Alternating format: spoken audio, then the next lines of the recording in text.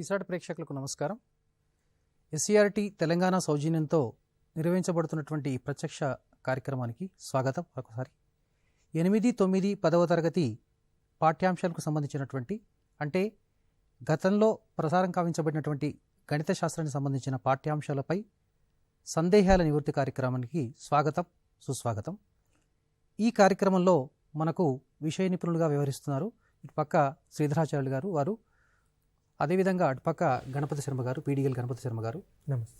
ఈరోజు మన కార్యక్రమంలో మీరు ఈ గణిత పాఠ్యాంశాలకు సంబంధించినటువంటి అంశాలను మాత్రమే ఫోకస్ చేయవలసిన అవసరం ఉంటుంది. అదేవిధంగా మీరు ప్రశ్న అడిగేటప్పుడు చాలా స్పష్టంగా అడగాలి.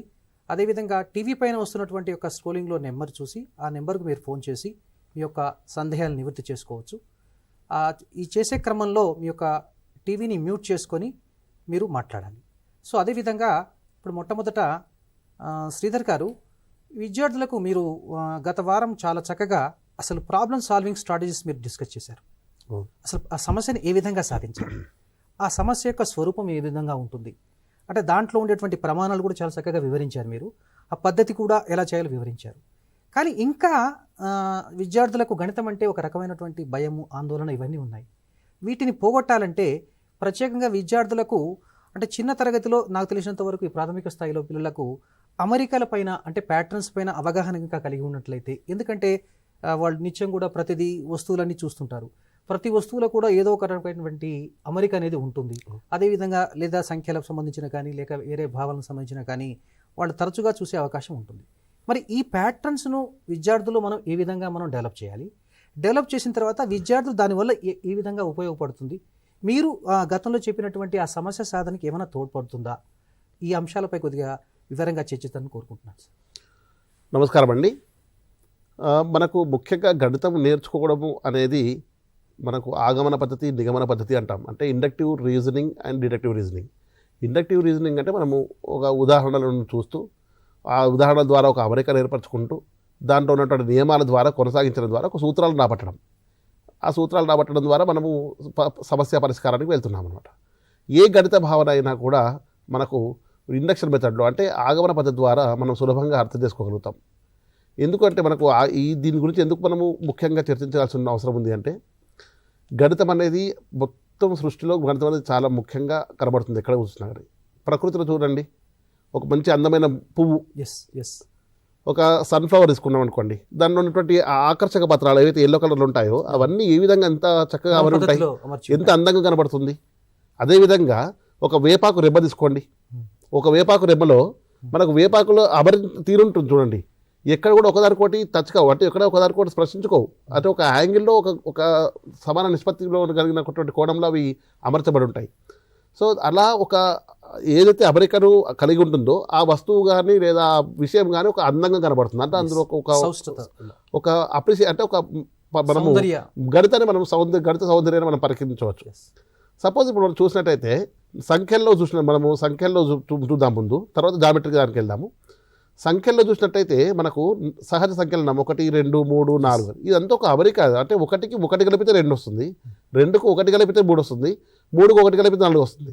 ఈ విధంగా 10వ సారి ఎంత వస్తుంది, 100వ సారి ఎంత వస్తుంది అంటే ఒక్కొక్కటి కలుపుకుంటూ ఉంటుంటారు. అంటే ముందు సంఖ్యను లేదా వెనుక సంఖ్యను చెప్పగలగడం, కూడడం కానీ తీసివేయడం ద్వారా ముందు సంఖ్య వెనుక సంఖ్య చెప్పగలగడం. ఇది ప్రాథమిక స్థాయిలో పిల్లలు చేయగలుగుతారు. అదేవిధంగా చూడండి, మీరు 2, 4, 6, 8 అని రాసుకోండి. 2, 4, 6, 8 అని తర్వాత ఒక 4 సంఖ్యలు చెప్పండి అన్నారనుకోండి, 1వ తరగతి పూర్తయిన పిల్లవాడు కూడా దాన్ని పరిష్కారం చేయడానికి ముందుకు వస్తాడు. ఎందుకంటే 2, 4, 6, 8, 10, 20 లోపల సంఖ్యలు పిల్లలు నేర్చుకొని ఉంటారు. 1 రాయలేదు, 2 రాసింది అంటే 2 తీసుకున్నారు, 3 లేదు 4 తీసుకున్నారు, 5 లేదు 6 తీసుకున్నారు, 7 లేదు 8 తీసుకున్నారు. కాబట్టి 9 వదిలిపెట్టి 10 రాస్తారు పిల్లలు. 1వ తరగతి పిల్లలు అయితే స్కిప్ కౌంటింగ్ అంటాం. అదేవిధంగా సెకండ్ క్లాస్లో వచ్చినట్టయితే పిల్లలకి సింగిల్ డిజిట్ ఒక అంకె ఆడిషన్ కుడిక అవుతుంది. కాబట్టి 2కు 2 కలిపితే 4 వచ్చింది, 4కు 2 కలిపితే 6 వచ్చింది, 6కు 2 కలిపితే 8 వచ్చింది. ఇలా ఒక సంఖ్య. టెలిఫోన్ కాల్ తీసుకున్నాం, తర్వాత మనం కొనసాగిద్దాం. హలో, ఆల్జీబ్రా గురించి మాట్లాడదామా? తప్పనిసరిగా అండి. ఆల్జీబ్రా, మీరు ఎక్కడి నుంచి మాట్లాడుతున్నారు? హైదరాబాద్. మీ పేరండి? నా పేరు పని. చెప్పండి, మీ డౌట్ ఏంటి? ఆల్జీబ్రా. ఓకే, ఇప్పుడు ఆల్జీబ్రాకి సంబంధించినటువంటి అంశం కూడా ఈ రోజు ఉంది, చర్చిస్తామని తప్పనిసరిగా. థ్యాంక్ యూ నాన్న, డెఫినెట్గా చర్చిద్దాం. థ్యాంక్ యూ అండి, కొనసాగించండి. దీని ద్వారానే మనం ఆల్జీబ్రా అంటే మనం గణితం అంతా కూడా ఒక అమెరికాలో పైన ఒక భావన పైన ఒక భావన అమరి ఉంది. గణితాన్ని మనం ఎప్పుడు కూడా విడివిడి భాగాలకు చూడకూడదు. ఎస్. సో ఇప్పుడు నేను చెప్పినట్టుగానే ఏవైతే 2వ తరగతి పిల్లవాడు 2, 4 అని ఒక 2 కూడడం ద్వారా వచ్చింది అంటున్నాడు, 3వ తరగతి 4వ తరగతి పిల్లలకు వచ్చేసరికి 2, 2, 2, 4, 2, 3, 6 అంటే గుణకార భావన తీసుకుంటున్నారు. అదే 5వ తరగతి పిల్లలకు వచ్చేసరికి ఇక్కడ పదజాలం మారుతుంది. అంటే 2 యొక్క గుణజాలు 2, 4, 6, 8, 10 ఈ విధంగా రాస్తాడు. అంటే ఇవన్నీ సరి సంఖ్యలు అని కూడా ఒక గుర్తింపు ఉంటుంది. అంటే ఒకే స్టేట్మెంట్ 2, 4, 6, 8 అని ఒకే వాక్యము, గణిత వాక్యము స్థాయి పెరుగుతున్న కొద్దీ, అంటే 1వ తరగతి నుంచి 10వ తరగతి స్థాయి పెరుగుతున్న కొద్దీ స్కిప్ కౌంటింగ్ నుంచి గుణకాల నుంచి తర్వాత సరి సంఖ్యల నుంచి ఒక అంకగణిత శ్రేణి వరకు వెళ్తుంది. అంటే ఒకే గణిత వాక్యము అంక శ్రేణి వరకు వెళ్తుంది, అంటే అర్థమెటిక్ ప్రోగ్రెషన్ వరకు వెళ్తుంది కదా. అలాగే ఇంతకుముందు బాగా అడిగినట్టు ఇప్పుడు 2కి ఎంత కలిసింది, 2 కలిసింది, 4 అయింది, 2కి 2 సార్లు కలిసి 4 అయింది, 2కి 3 సార్లు కలిసి 6 అయింది, 2కి 4 సార్లు కలిసి 8 అయింది, 2కి x సార్లు కలిసింది అనుకుందాం. అంటే ఎన్నిసార్లు కలపాలో బాబుని అడగండి, నీకు ఎన్నిసార్లు అవసరం ఉంది. అంటే దీనికి ఒక చిన్న ఉదాహరణ మనం 6వ తరగతిలో బుక్లో ఇచ్చాము. ఏమని అంటే 2 పిల్లలు వార్షికోత్సవానికి స్కూల్ పాఠశాల వార్షికోత్సవం కోసము అక్కడ ఒక మాస్కులు తయారు చేసుకుంటున్నారు. ఒక మాస్క్ తయారు అంటే 2 కళ్ళు అవసరం. అంటే 2 కళ్ళు అవసరం. ఒక మాస్క్కి 2 కళ్ళు అవసరమైనాయి. 2 మాస్క్లకు ఎన్ని కళ్ళు అవసరం అవుతాయి అంటే ఎన్ని స్టిక్కర్లు అవసరమవుతాయి, 4 అవుతాయి. 3 మాస్క్లకు ఎన్ని స్టిక్కర్లు అవుతాయి, 6 అవుతాయి. ఇలా మాస్క్ సంఖ్యను బట్టి స్టిక్కర్ల సంఖ్య, రిక్వైర్డ్ నెంబర్ ఆఫ్ స్టిక్కర్స్ అని తెలుస్తుంది. అంటే 2 × x అనేది అంటాం అక్కడ. ఈ x అనేది చిరరాశి, 2 అనేది కళ్ళు అనేది ఖచ్చితంగా అవి స్థిరరాశి. కాబట్టి అలా అదే విధంగా మనం అగ్గి పుల్లలతో పిల్లలు ఆడుతూ ఉంటారు. అంటే చిన్న చిన్న పుల్లలతో ఆడుతుంటారు, త్రిభుజాలు ఏర్పరుస్తుంటారు. ఒకదానికి ఒకటి అంటుతున్న త్రిభుజాలు ఏర్పరుస్తున్నప్పుడు ఒక త్రిభుజం ఏర్పరిచినప్పుడు 3 అగ్గి పుల్లలు సరిపోతే, అదే దానికి మళ్ళీ ఏర్పరిచి ఒక సమాధి అంటే 2 త్రిభుజాలు ఏర్పరిచినప్పుడు 5 అగ్గి పుల్లలు అవుతున్నాయి. అదే ఇంకొక మళ్ళీ దానికి అంటించి ఇంకో త్రిభుజాన్ని ఏర్పరిచినప్పుడు 7 అగ్గి పుల్లలు అవసరం అవుతున్నాయి. అంటే ఆ విధంగా 3, 5, 7 అంటే ఇందులో ఒక అమరిక. ఇది 3కు 2 కలిపితే 5, 5కు 2 కలిపితే 7, 7కు 2 కలిపితే ఎన్ని అవసరం అవుతాయి, నెక్స్ట్ 9 అవసరం అవుతాయి, మళ్ళీ నెక్స్ట్ ఎంత 11 అవసరం అవుతాయి. సో ఈ విధంగా మనము ఒక అమరిక నుంచి ఒక భావనను మనము తీసుకుంటున్నాం. అంటే ప్రతి దాంట్లో అమరికలు అనేది. థ్యాంక్ యూ సార్, మళ్ళీ కంటిన్యూ చేద్దాం ఈ సెషన్ను. ఇప్పుడు గత వారము మనకు ఒక డౌట్ వచ్చింది గణపతి శర్మ గారు. విద్యార్థి ఏమడిగాడంటే జామితీయ మూలాలకు సంబంధించినటువంటి అంశాల గురించి అడిగారు. Elements of geometry, Euclid postulates గురించి, వాటి గురించి కొద్దిగా వివరణ. Okay, while coming to geometry, Euclid is regarded as father of geometry. So while coming to these postulates, we can say we use different terms like common notions, axioms, postulates and all these things. What is the basic difference? ఇక్కడ మనం చూసినట్లయితే first ఈ గణితంలో ఉండేటువంటి అన్ని శాఖలకి పనికొచ్చేటట్టుగా ఏదైతే చెప్పబడిందో వాటిని common notions అని చెప్పి పేర్కొనడం జరిగింది. వాటిని మనము యాక్సియమ్స్ అని కూడా అంటాము. ఇలా కాకుండా ప్రత్యేకించి జ్యామితికి మాత్రమే పరిమితమయ్యేటువంటి సత్యాలైనటువంటి వాక్యాలని మనము పాస్టులేట్స్ అని పేర్కొనడం జరుగుతుంది. వాటి తెలుగులో ఏమంటారు సార్ పాస్టులేట్స్ అంటే? మనం మామూలుగా అయితే వీటిని స్వీకృతాలు, స్వయం స్వీకృతాలు అని అంటామండి. అంటే నిజానికి కామన్ నోషన్స్, యాక్సియమ్స్, పాస్టులేట్స్ అన్నీ కూడా సత్యాలే. All are facts, or they are self evident facts అంటాం వాటిని. ఈ సెల్ఫ్ ఎవిడెంట్ ఫ్యాక్ట్స్ అనేటప్పుడు ఏమవుతుందంటే దీంట్లో ప్రత్యేకించి మనకి ఏంటంటే కేవలము గణితానికి మాత్రమే, అంటే ఒక జ్యామితికి మాత్రమే మాట్లాడినప్పుడు వాటిని పాస్టులేట్ అని పదం ఉపయోగిస్తాము. అదే సాధారణంగా మనము గణితంలో ఉండే అన్ని శాఖలకి వర్తించేటువంటి సత్యాలు వచ్చినప్పటికీ మనము కామన్ నోషన్స్ అంటారు, అంటే సామాన్య భావనలు అంటాం. వాటిని మనం స్పెసిఫిక్గా యాక్సియమ్స్ అని కూడా చెప్పవచ్చు. అయితే ఈ సామాన్య భావనల్లో మొట్టమొదటిది ఏంటంటే things which are equal to the same thing are equal to one another. అంటే ఒకే రాశికి సమానమైన రాశులన్నీ కూడా సమానాలు. ఇక్కడ స్క్రీన్ మీద చూడండి ఒకసారి. ఇప్పుడు మనము ఏ అనేటువంటి ఒక రాశి ఉందనుకుందాము. ఈ ఏ అనే రాశికి సమానమయ్యేటటువంటి అన్ని రాశులు కూడా సమానంగా ఉంటాయి. అంటే ఏ అనే రాశి ఒక బికి సమానం అనుకోండి, ఏ అనే రాశి సికి సమానం అనుకోండి, ఏ అనే రాశి డికి సమానం అనుకోండి. అప్పుడు మనం ఏం చెప్పచ్చు అంటే ఈ బి, సి, డిలు కూడా సమానం అవుతాయి. అంటే ఒకే రాశికి సమానం అయ్యేటటువంటి అన్ని రాశులు కూడా సమానం అవుతాయి అని చెప్పి మనం చెప్పవచ్చు. ఇంకా దీనికి మనం కావాలంటే ఈ న్యూమరికల్గా ఎగ్జాంపుల్ కూడా చెప్పచ్చండి. ఉదాహరణకి 10 ఉందనుకోండి, అంటే మనకి ప్రాథమిక స్థాయిలో కూడా సులభంగా అర్థం కావడానికి ఏంటంటే 9+1 అనుకోవచ్చు, 8+2 అనుకోవచ్చు, 7+3 అనుకోవచ్చు. ఇక్కడ మనం ఏం చెప్తున్నాం అంటే ఈ 9+1 10 అవుతుంది, 8+2 10, 7+3 10. కాబట్టి దీన్ని మనం ఏం చెప్పొచ్చు అనమాట, 9+1 is equal to 8+2 is equal to 7+3 అని కూడా చెప్పచ్చు. Things which are equal to the same thing are equal to one another. అంటే ఇక్కడ ఒక చిన్నదండి, మనం దీన్ని పార్టీషన్ కూడా అనొచ్చు అండి. ఇప్పుడు 10th ఉంది, 10ని ఇప్పుడు మేము అన్ని రకాలుగా రాస్తున్నాం కదా. అంటే మనము కొంచెం హయ్యర్ క్లాసెస్కి వచ్చినప్పుడు పార్టీషన్ అనే పదం వాడతామండి. దీనికే మనం పార్టీషన్ అని వాడతాం అక్కడ.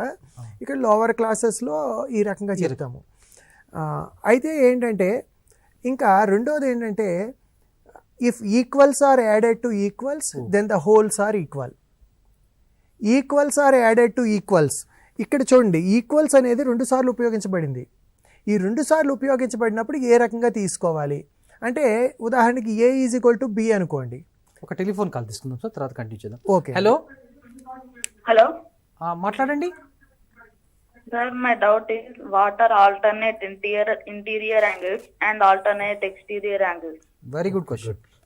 ఇప్పుడు మనం ఇక్కడ చెప్పుకున్నట్టుగా ఈక్వల్స్ ఆర్ యాడెడ్ అన్నప్పుడు ఉదాహరణకి A is equal to B ఉందనుకోండి, అదేవిధంగా P is equal to Q ఉందనుకోండి. అప్పుడు ఇవి 2 సమాన రాశులు, ఈ 2 సమాన రాశులు కాబట్టి వాటిని కలుపుకుంటూ వచ్చే మొత్తాలు కూడా సమానం అవుతాయి. అంటే A plus B is equal to B plus Q అని కూడా మనం చెప్పవచ్చు. If equals are added to equals then the wholes are equal. అంటే సమాన రాశులను కూడగా వచ్చే మొత్తాలు కూడా సమానము. అదేవిధంగా సమాన రాశులను తీసుకుంటే వాటి యొక్క భేదాలు కూడా సమానం అని చెప్పచ్చు. సేమ్ అంటే ఏంటనమాట, A minus P is equal to B minus Q అని కూడా చెప్పడం జరుగుతుంది ఇక్కడే. ఇంకా ఇంకొకటి తీసుకున్నట్లయితే మనకి ఏమవుతుందంటే, if the things coincide with one another they are equal. ఇక్కడ things which coincide with one another అంటే ఒకదానితో ఒకటి ఏకీభవించే వస్తువులు సమానాలు. ఏకీభవించే వస్తువులు అంటే ఒకదాని మీద ఒకదాన్ని అమర్చగా, సూపర్ ఇంపోజిషన్ అంటాం ఇంగ్లీష్లో. దాన్ని మనం ఒకదాని మీద ఒకటి అమర్చుకుంటాం. అంటే ఇది సింపుల్ గా చెప్పాలంటే కాన్సెప్ట్ ఆఫ్ కాంగ్రుయెన్సీ, సర్వసమానత్వ భావనే దాన్ని ఆ రూపంలో చెప్పడం జరిగింది. అంటే ఒక వస్తువు మీద ఒక వస్తువుని సూపర్ ఇంపోజ్ చేయడము అనేది, అంటే ఎప్పుడైనా సరే కంపారిజన్లో మనం కాంగ్రుయెన్సీ మాట్లాడాలి లేదా సిమిలారిటీ మాట్లాడాలి అంటే placing them one over the other is the best technique to compare. ఈ సర్వసమాన పటాలు కానీ స్వరూప పటాలు కానీ మాట్లాడాలంటే దానికి యొక్క ప్రాథమిక భావన ఇక్కడ నుంచి ఇందులోనే ఉందండి. ఒక వస్తువు మీద ఒక వస్తువు ఉంచినప్పుడు వస్తువులు ఒకదాని మీద ఒకటి ఖచ్చితంగా అమరినట్లయితే అవి సమానాలు అవుతాయి. అంటే వాటి యొక్క వైశాల్యాలు సమానం అని కూడా చెప్పుకోవచ్చు మనం ఇక్కడే. థ్యాంక్ యూ సార్, చాలా బాగా చెప్పారు. ఓకే. అయితే ఇప్పుడు ఒక బాబు మనకు డౌట్ అడిగాడు కాబట్టి what are the interior angles and exterior angles అని అడుగుతున్నారు. ఓకే. అంటే దీనికి సంబంధించినటువంటి అంశాన్ని ఒకసారి. ఇప్పుడు ఇక్కడ ఏంటంటే మనకి alternate interior angles, alternate exterior angles అని అడగడం జరిగింది. అంటే ఇక్కడ ఏంటంటే మనం ఏదైనా ఇప్పుడు ఒక 2 రేఖల్ని తీసుకున్నప్పుడు the line which cuts distinct lines at distinct points is called a transversal. దీన్ని మనం తిర్యక్ రేఖ లేదా ట్రాన్స్వర్సల్ అంటాం. ఓకే. ఈ తిర్యక్ రేఖను తీసుకున్నప్పుడు మనకి 2 ఖండన బిందువులు ఏర్పడ్డాయి కాబట్టి ఒక్కొక్క బిందువు దగ్గర 4 కోణాలు ఏర్పడతాయి. మొత్తం మనకి ఏంటంటే 8 కోణాలు ఏర్పడడానికి గమనించవచ్చు. ఈ 8 కోణాల్లో 4 అంతర్కోణాలు ఉంటాయి, 4 బాహ్య కోణాలు ఉంటాయి. అంటే ఈ 2 రేఖలకి లోపల పక్క ఉండేటువంటి 3, 4, 5, 6 కోణాలు అంతర్కోణాలు అయితే 1, 2, 7, 8 బాహ్య కోణాలు అవుతాయి. అంటే ఇవి ఎందుకు మాట్లాడుతున్నామంటే ఆల్టర్నేట్ ఇంటీరియర్, ఆల్టర్నేట్ ఎక్స్టీరియర్ అంటే అసలు వాటిని ఏ రకంగా మనం సెలెక్ట్ చేస్తాము అనేది చూసుకున్నట్లయితే ఒక 3 కండిషన్స్ ఉంటాయండి వాటికి. ఫస్ట్ కండిషన్ ఏంటంటే the angles, the pair of angles which we must choose, they must be on either side of the transversal. అంటే తిర్యక్ రేఖకి చెరొక వైపున ఉండాలి. మనం తీసుకునే 2 కోణాలు కూడా తిర్యక్ రేఖకి చెరియొక వైపున ఉండాలి. ఆన్ ఎయిదర్ సైడ్ అంటాం, చెరొక వైపు ఉండాలి. రెండోది ఏంటంటే మనం తీసుకునే పెయిర్ ఆఫ్ యాంగిల్స్ ఏవైతే ఉన్నాయో అవి బోత్ ఇంటీరియర్ కావాలి లేదా బోత్ ఎక్స్టీరియర్ కావాలి. Both interior or both exterior. అందుకని మీరు ఇక్కడ గమనించినట్లయితే ఆల్టర్నేట్ ఇంటీరియర్, ఆల్టర్నేట్ ఎక్స్టీరియర్ అనేది దీన్ని బేస్ చేసుకుని ఉంటుంది. మనం తీసుకున్నటువంటి 2 angles if they are both interior then they are called alternate interior. If both are exterior, we call them alternate exterior. ఈ రకంగా వాటిని ఏకాంతర కోణాలు, ఏక బాహ్య కోణాలు. అంటే మనం తీసుకున్న రెండు కోణాలు అంతర్ కోణాలు అయితే ఏకాంతర కోణాలు అంటాం, బాహ్య కోణాలు అయితే ఏక బాహ్య కోణాలు. అయితే ఇక్కడ ఇంకొకటి మనం గుర్తుపెట్టుకోవాల్సింది మూడో కండిషన్ ఏంటంటే they should not be adjacent. ఇది ఆసన్న కోణాలు కాకూడదు అవి. ఈ మూడు కండిషన్స్ని సాటిస్ఫై చేసేటట్టుగా సెలెక్ట్ చేసుకుంటాం. ఉదాహరణకి మనం కోణము 3ని తీసుకున్నాం అనుకోండి. ఇక్కడ మనం ఏం చెప్తున్నామంటే కోణం 3 అనేది తీసుకున్నప్పుడు దీంతో పెయిర్ కావడానికి మనకి మిగిలిన 7 కోణాలకి అవకాశం ఉంటుంది. చూడండి, అంటే ఇప్పుడు angle 1, angle 2, angle 4, angle 5, angle 6, angle 7, angle 8. ఇందులో ఇప్పుడు మొదటి కండిషన్ ఏం చెప్పాం, they must lie on either side అన్నాం. ఇప్పుడు మనం తీసుకుంటే 3కి 2, 6, 7 అనేవి సేమ్ సైడ్ ఉన్నాయి. So they are out of race అనమాట. అంటే ఆ 3 కోణాలు జత కావడానికి పనికిరావు మొదటి కండిషన్ ప్రకారం. సో కోణం 2, కోణం 6, కోణం 7 ఎలిమినేట్ అయిపోతే మనకి ఏం మిగిలింది 1, 4, 5, 8. ఇంకా రెండో కండిషన్ ఏం చెప్తున్నావు, both interior or both exterior. Angle 3 అనేది ఇంటీరియర్ కాబట్టి రెండవది కూడా ఇంటీరియర్ కావాలి. ఇంటీరియర్ ఏమున్నాయి చూడండి, ఇక్కడ 4, 5 ఇంటీరియర్ ఉన్నాయి. అంటే 1, 8 ఎక్స్టీరియర్ కాబట్టి రెండో కండిషన్ ప్రకారం ఈ రెండు కూడా ఎలిమినేట్ అయిపోయాయి. ఇంకా మనకి 4, 5 ఉన్నాయి. ఇప్పుడు third condition they are not adjacent. ఇక్కడ మనం తీసుకుంటే 3, 4 అడ్జసెంట్ అవుతాయి కాబట్టి ఇక్కడ 4 అనేది ఎలిమినేట్ అయిపోతుంది. అంటే యాంగిల్ 3కి యాంగిల్ 5 అంటే ఈ కండిషన్స్ 3 సాటిస్ఫై చేసుకునేటట్టుగా 3 గుర్తుపెట్టేసుకుంటే 3, 5 లాజిక్ వచ్చేస్తుంది. ఆటోమేటిక్గా మనం ఈ కండిషన్ నుంచి ఎలిమినేట్ చేసుకుంటాం. Okay sir, thank you sir. ఇప్పుడు నాకు ఒక చిన్న డౌట్ సార్ ఇక్కడ. చెప్పండి. అంటే జనరల్గా మీరు అక్కడ డ్రా చేశారు కదా, డ్రా చేసేటప్పుడు అవి సమాంతరంగా లేవు. అవి ఎప్పుడు సమాంతరంగా ఉండాలా లేకపోతే అలానే డ్రా చేసుకోవచ్చా? అంటే ఇది ఒకటి సాధారణంగా చాలా మందికి ఉన్న భావన అండి. అంటే ఏకాంతర కోణాలు లేదా ఏకబాహ్య కోణాలు అంటే ఆల్టర్నేట్ ఇంటీరియర్ కానీ కరస్పాండింగ్ కానీ ఫామ్ కావాలంటే ప్యారల్ లైన్స్ కావాలి అని అనుకుంటారు. యాంగిల్స్ ఫామ్ కావడానికి ప్యారలల్ కానవసరం లేదండి.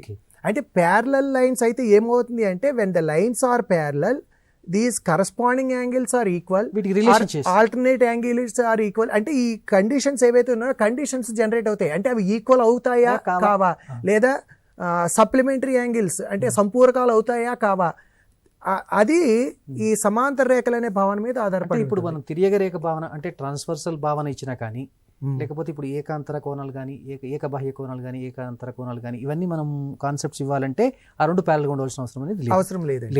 వాటి మధ్య సంబంధాన్ని ఏర్పరచడం మాత్రమే రెండు సమాంతరంగా ఉంటాయి. అంటే అవి కోణాలు ఎలాగ ఏర్పరుస్తాయి అన్నప్పుడు ఇవి ఏకాంతర కోణాలు ఏకబాహ్య కోణాలు ఇవి ఏర్పడడం అనేది రేఖలు సమాంతరాలు అయినా కాకపోయినా కోణాలు ఏర్పడతాయి. అయితే ఏం జరుగుతుంది అంటే సమాంతర రేఖలు అయినప్పుడు మనం చెప్పుకున్నట్టు ఈ కోణాలు సమానం అవుతాయి. అంటే angle 3 is equal to angle 5. Angle 5 అనేది ప్యారలల్ లైన్స్ అయినప్పుడు ఈక్వల్ అవుతుంది. If the lines are not parallel the angles are not equal. The converse is also true.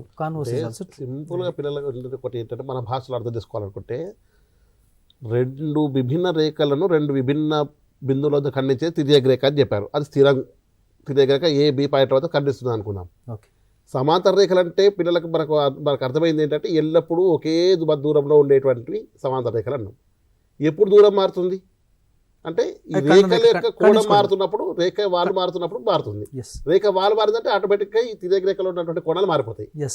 ఒకవేళ తిరియగ రేఖలో ఉన్నటువంటి ఈ ఇప్పుడు ఇంతకుముందు చర్చించినట్టు ఏకాంతర రేఖ బాహ్య ఇవన్నీ సంతోష కోణాలు ఇవన్నీ సమానము అని అంటే ఖచ్చితంగా కోణం మారట్లేదు. ఎక్కడ వెళ్తే అదే కోణంలో వెళ్ళిపోతుంది. అంటే సార్ చెప్పినట్టు ఇప్పుడు ఏంటంటే కాన్వర్స్ కూడా ట్రూ అవుతుంది. కాన్వర్స్ కూడా ట్రూ. అంటే మీకు దీని మీద యూక్లిడ్స్ 5th పోస్టులేట్ ఉందండి. ఓకే. అంటే రెండు రేఖల మీద వాలేటువంటి వేరొక రేఖ అంతరంగా ఉండేటి రెండు కోణాలు అంటే అవి మనం మన భాషలో చెప్పుకుంటే తిరియగ రేఖ ఒకే వైపున అంతర కోణాలు వాటి మొత్తం కనుక లెస్ దాన్ 180 degrees ఉన్నట్లయితే అప్పుడు ఆ రెండు రేఖల్ని పొడిగించుకుంటే ఒకే బిందు వద్ద ఖండించుకుంటాయి. మళ్ళీ ఒక టెలిఫోన్ కాల్ తీసుకుందాం.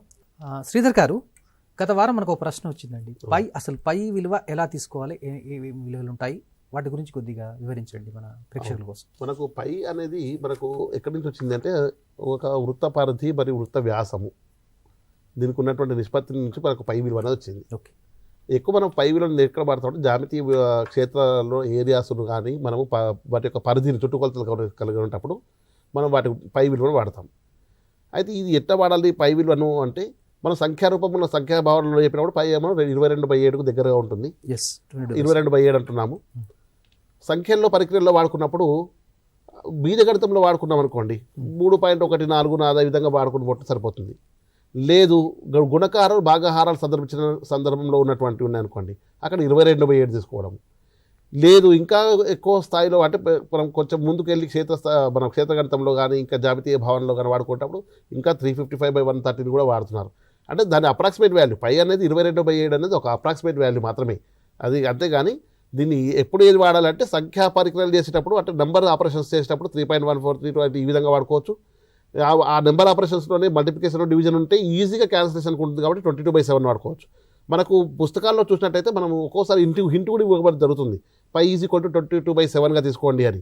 లేదా మనం నెంబర్ సిస్టంలో ఇచ్చినప్పుడు ఏది ఇస్తే అక్కడ √2 వాల్యూ ఇచ్చామనుకోండి √2 వాల్యూని ఏ విధంగా మనం 1.41 ఇటు ఏ విధంగా తీసుకోమంటున్నామో ఆ విధంగానే పై విలువను కూడా ఈ విధంగా తీసుకోవడానికి 3.1732 అని ఈ విధంగా తీసుకోవడానికి మనకు ఇంటిస్తున్నాం అక్కడ.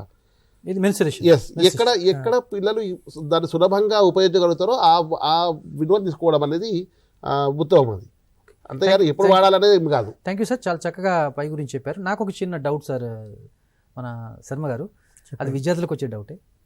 సాధారణంగా మనకు పరీక్షల్లో మనం డిస్కస్ చేసుకుంటున్నట్టు రీజనింగ్ అండ్ ప్రూఫ్లో ఒక ప్రశ్న వచ్చే అవకాశం ఉంటుంది దీనిపైన. ఎలా ఒక విద్యార్థి పై -22/7 యొక్క విలువ 0 అని వాదించాడు, మీరు అతని వాదనతో ఏకీభవిస్తారా? అంటే a student says pi -22/7 is 0. Do you agree with him, justify his answer. అలా వచ్చిందనుకున్న ప్రశ్న మీరు ఏ విధంగా సమర్థిస్తారు?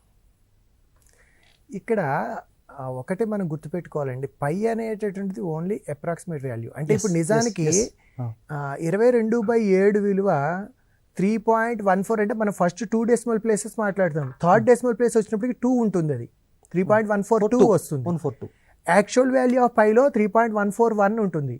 మరి ఆ భేదం ఏదైతే ఉందో అది రిఫ్లెక్ట్ కావాలి కదా, అది మరి 0 కాదు కదా. ఓకే అయితే దీన్ని బట్టి మనం ఏం చెప్పొచ్చు, పై అనేది 22/7 సమానం కాదు. అంటే ఇది ఈ సమస్య కేవలం మన విద్యార్థులకే కాదండి, ఇది ప్రపంచ వ్యాప్తంగా ఉండేటువంటి విద్యార్థులందరికీ కూడా ఈ పై అనేది ఒక సమస్య. అంటే పై విలువ 22/7 కదా. టెలిఫోన్ కాల్ తీసుకుందాం. హలో మాట్లాడండి. హలో, వినిపిస్తుంది, మాట్లాడండి. పేరు, స్కూల్ చెప్పండి. Sir my doubt is simple equations లో ట్రాన్స్పోజింగ్ మెథడ్ కాకుండా వేరే ఏమన్నా మెథడ్ ఉందా సార్? ఓకే, ట్రాన్స్పోజింగ్ మెథడ్ కాకుండా ఇంకా వేరేమైనా మెథడ్ ఉందా? మీ ఎక్కడి నుంచి మాట్లాడుతున్నారు? మీ పేరు చెప్పండి. మందీప్. ఏ స్కూల్ నానా? పరీక్షది పర్ఫెక్ట్ స్కూల్. ఓకే నాన్న, థ్యాంక్ యూ నాన్న. శ్రీధర్ గారు, ఇట్లా సింపుల్ సాధారణ సమీకరణాలు సాధించేటప్పుడు ట్రాన్స్పోజింగ్ మెథడ్ కాకుండా ఇంకేమైనా మెథడ్ చేయగలుగుతామా? ఓకే, ట్రాన్స్పోజింగ్ మనకు ఈ సింపుల్ ఈక్వేషన్స్ తీసుకున్నప్పుడు మనకు ఉన్నటువంటి కనబడేటివి ఏంటంటే మనకు సింగిల్ వేరియబుల్స్ అంటే ఒక చరరాశిలో ఉన్నటువంటి సమీకరణాలు కనబడుతాయి, లేదా 2 చరరాశులు ఉన్న సమీకరణాలు కనబడతాయి. మనకు ట్రాన్స్పోజింగ్ మెథడ్ అన్నప్పుడు ఏం చేస్తున్నామంటే 2 చరరాశులుగా ఉన్నటువంటి సమీకరణాలు తీసుకున్నప్పుడు ఒక చరరాశి యొక్క సమీకరణ ఒక చరరాశికి మనము మిగతా దాని మొత్తం సమానం చేస్తున్నాం. అంటే ఆ సమాన విలువను ఎక్స్ దగ్గర, అంటే సపోజ్ ఇప్పుడు x + y = 7, x + y = 5 ఉందనుకోండి. ఒకసారి right sir, x + y = 7, x + y = 5 ఉంది. అప్పుడు మనము x వాల్యూ y వాల్యూ కనుక్కోవాలనుకున్నప్పుడు మొదటి సమీకరణంలో ఏముంది, x + y = 7 ఉంది. దాంట్లో x = 7 - y అవుతుంది కదా. x = 7 - y అవుతుంది కదా. ఆ రెండవ సమీకరణంలో ఈ 7 - yని ప్రతిక్షేపిస్తే మీకు వచ్చేది y వాల్యూ. అంటే ఒక చరరాశిని శూన్యం చేస్తున్నాం ఇక్కడ. అంటే మనం నిజానికి గణిత భావనలో మాట్లాడుకున్నట్టయితే ఒక చరరాశిని మనము ఎలిమినేట్ చేస్తున్నాం ఇక్కడ. కాబట్టి మనము దీని సబ్స్టిట్యూషన్ మెథడ్ అంటున్నాము ఇక్కడ, ప్రతిక్షేపణ పద్ధతి అని, లేదా ఎలిమినేషన్ మెథడ్ అని కూడా అనొచ్చు. అంటే మనం పద్ధతులు వేరువేరుగా మాట్లాడుతున్నా అందులో ఉన్నటువంటి జరిగేటువంటి మ్యాథమెటిక్స్ మాత్రం ఒకటే. చూడండి, మనము ఎక్స్ విలువను ప్రతిక్షేపించడం ద్వారా వై విలువ కనుక్కుంటున్నాము. వై విలువను వచ్చిన తర్వాత దాన్ని మళ్ళీ తిరిగి మొదటి దాంట్లో కానీ రెండో దాంట్లో కానీ ప్రతిక్షేపించడం ద్వారా ఎక్స్ విలువ వస్తుంది. అదేవిధంగా కాకుండా ఇంకొకటి ఏంటంటే మనం ట్రాన్స్పోజింగ్ మెథడ్ అంటే మనం ఏం చేసాము, ఒకే చరరాశులను ఒకే వైపు తీసుకురావడము ద్వారా మనము విలువ కనుక్కుంటున్నాం. ఇదే కాకుండా ఇంకోటి మనకు గ్రాఫ్ మెథడ్ కూడా ఉంది, గ్రాఫ్ మెథడ్ కూడా ఉంది.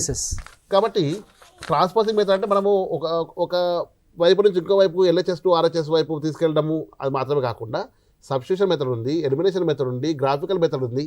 సో చాలా పద్ధతులు మనం టెక్స్ట్ బుక్లో క్లియర్గా ఇవ్వడం జరిగింది. 9th 10th చాలా క్లియర్గా ఇవ్వడం జరిగింది. Thank you sir. ఒక టెలిఫోన్ కాల్ తీసుకుందాం. Hello, good morning sir. Very good morning నాన్న, చెప్పండి. సార్ మ్యాథ్స్ డౌట్ ఉంది sir. Relationship between rows and coefficients of a polynomial. Could you please repeat your question once again నాన్న? మీరు ఎక్కడి నుంచి మాట్లాడుతున్నారో చెప్పండి, మీరు స్కూల్ పేరు చెప్పండి. నేను వరంగల్ నుంచి. స్కూల్ పేరు చెప్పండి. GHS Tapali Vijayanagar Warangal. Could you please repeat your question once again? Relationship between zeros and coefficients of a polynomial. Relationship between zeros and coefficients coefficients of of a a polynomial. of any polynomial. Okay okay ఓకేనండి. ఇప్పుడు దీనిపైన శర్మ గారు చెప్పండి. మనకు చాలా గత వారం కూడా మనం దీని మీద చర్చించాము, అయినప్పటికీ కూడా మరొకసారి డిస్కస్ చేయండి. సో ఇప్పుడు మనకి జనరల్గా పాలినామియల్ అని అన్నారు కాబట్టి ఒక లీనియర్ పాలినామియల్ తీసుకున్నాం అనుకోండి. లీనియర్ పాలినామియల్కి p of x is equal to ax plus b.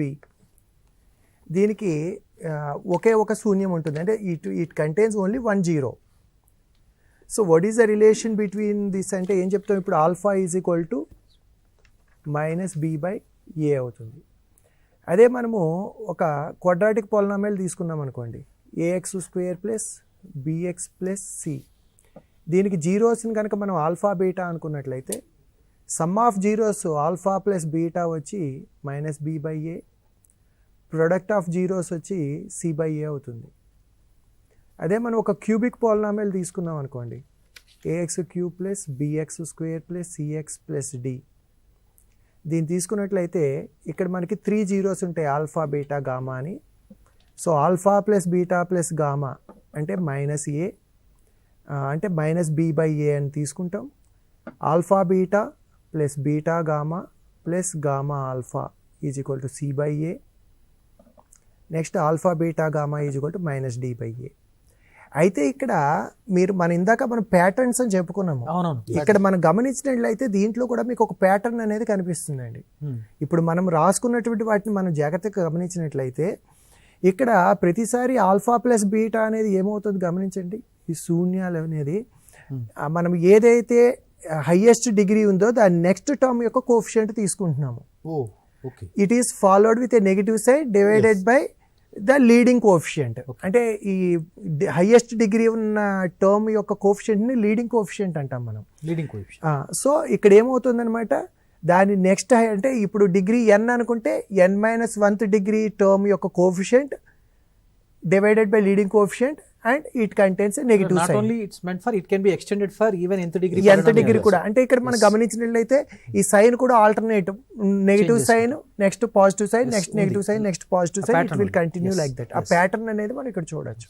Thank you sir, thank you.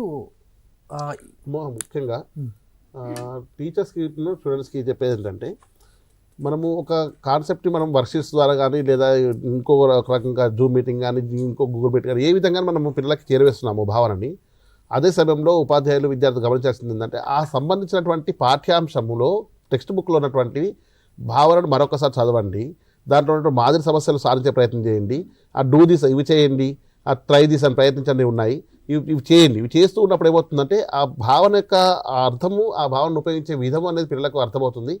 పాఠ్యాంశాన్ని text బుక్ని తెరవకుండా కేవలం వర్షికి పరిమితమైన పెద్దగా ఉపయోగం ఉండదు. అదేవిధంగా పాఠ్యాంశంలోని ఉన్నటువంటి సందేహాలను మనము వెంట టీచర్స్ తోటి డిస్కస్ చేయడము, టీచర్స్ ద్వారా మనం సందేహాలు తీర్చుకోవడం కూడా చాలా ముఖ్యమైనది. సో ఇది గమనించాల్సిందే కోరుతున్నాం. తదుపరి కార్యక్రమం ఇప్పుడు మళ్ళీ ఫిజిక్స్ పైన సందేహ నివృత్తి కార్యక్రమం ఉంటుంది కాబట్టి విద్యార్థులందరూ దయచేసి మీరు మళ్ళీ టీవీ స్విచ్ ఆఫ్ చేయకండి, కంటిన్యూగా సెషన్స్ అవుతాయి. ఈ కార్యక్రమం మనకు చాలా చక్కగా ఈరోజు వివరించడం జరిగింది. అదేవిధంగా మళ్ళీ తదుపరి కార్యక్రమంలో కలుసుకుందాం. అంతవరకు సెలవు.